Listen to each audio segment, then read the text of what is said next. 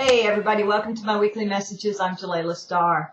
Today the topic is flowing money, when to let go.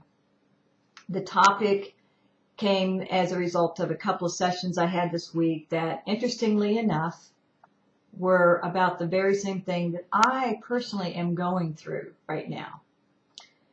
So what are we talking about?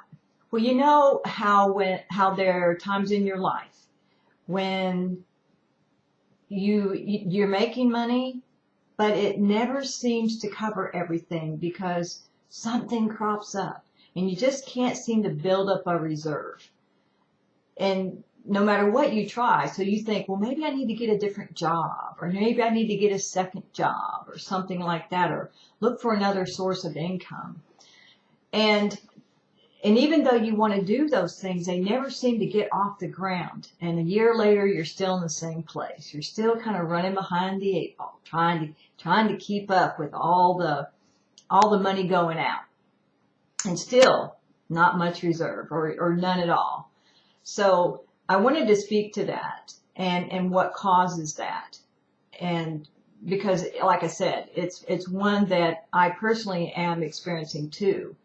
So how does that happen on an internal, in the inner world? Because everything on the outer world is a result of what's going on in the inner world.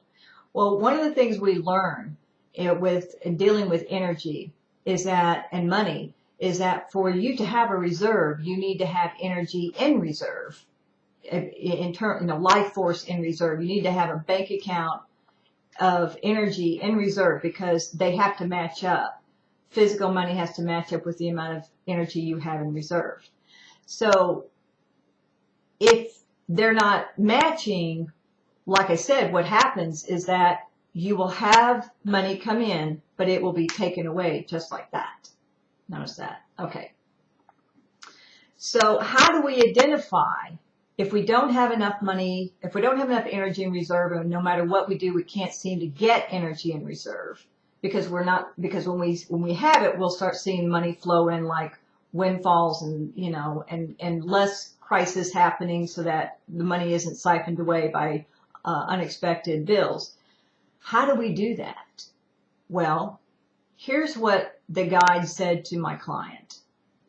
They said, look at your life and ask yourself, where in all my responsibilities during the day do I feel the most irritation? Well, Kathy, we'll call her Kathy. It's not her real name. We'll call her Kathy. Kathy was quick to respond to that one. She says, well, the only area where I really feel irritation is my job. I'm like going, okay, we'll explain that. Well, long story short, the job that she took years ago had compensation for a set group of duties. Well, over the years, because she was competent, and you know how bosses love competent people, they kept throwing more and more duties at her, and she kept taking them on. Well, now she's doing twice the work as what she's being compensated for. And so even though, like she said, she doesn't bring her work home with her, what she is bringing home is the irritation. Now, irritation and frustration are two energies that will burn up your energy reserves faster than lightning.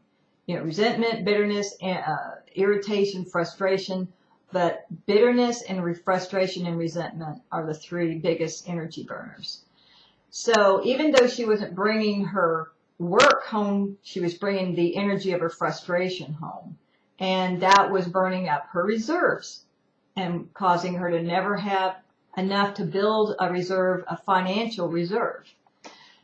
So then I said, so what was your plan to deal with this? She says, well, I was going to go, I'm looking for another job.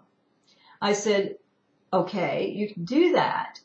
But if you don't figure out how to resolve the problem with this job, how are you going to resolve it if it happens again? So she kind of got that. And she says, well, what do we do? Well, like again, the guides advised that she simply go back to her employer and say, this is what I'm being compensated for, but this is what I'm doing. I like it here. I would like to stay here, but we either need to increase my pay or delegate out my excess responsibility so that it kind of works in balance. And be willing to walk away if it doesn't happen. So she got that. I mean, this lady's really smart, and she's going to go back and delegate. So for those of you who are out there struggling with that issue, then look at your life and ask, where am I feeling irritated? Wherever you're feeling irritated is where you need to let go. And your inner child knows exactly where you need to let go, because because there are burdens you're taking on, and especially if you're a rescuer or a caretaker like I am. I'm just calling myself a recovering caretaker. You will tend to take them on so fast you won't even think about it. I just recently did that. I just took on a family member who is going through a mental health crisis. And, he needs a place to live and someone to manage his finances. And I'm like, and everyone's like going, oh yeah, you need to get power of attorney and all this stuff. And I'm like going, so yesterday I was like, let's just step back for a minute. I'm not taking all that on, because I realized I'm doing okay right now. But if I take that on, that's going to put me out of balance. So I have stepped back. I've said, no, I'm not taking power of attorney. I will let him stay for 3 months, but you guys are going to compensate me to help him. In other words, the whole family's got to step up to support him. I went and got the local county mental health services to help out. I got all these people to help out so this doesn't become a major burden for me. So look at where you're feeling out of balance. If you're feeling out of balance, figure out a way to let that go. Whether you delegate it out, you give it up, you walk away. If it's a relationship that's not working, walk away. Or in situations like mine where you really do want to help somebody and it's okay to help, you just got to put some limits on how much you help and then ask for help. So where you're not shouldering the burden alone. All right. I hope that helps you if you're struggling with that. And if you need help, like I said, I love to counsel, and I will help you because we both win when we do. All right. You take care, and I will talk to you next week. Bye-bye.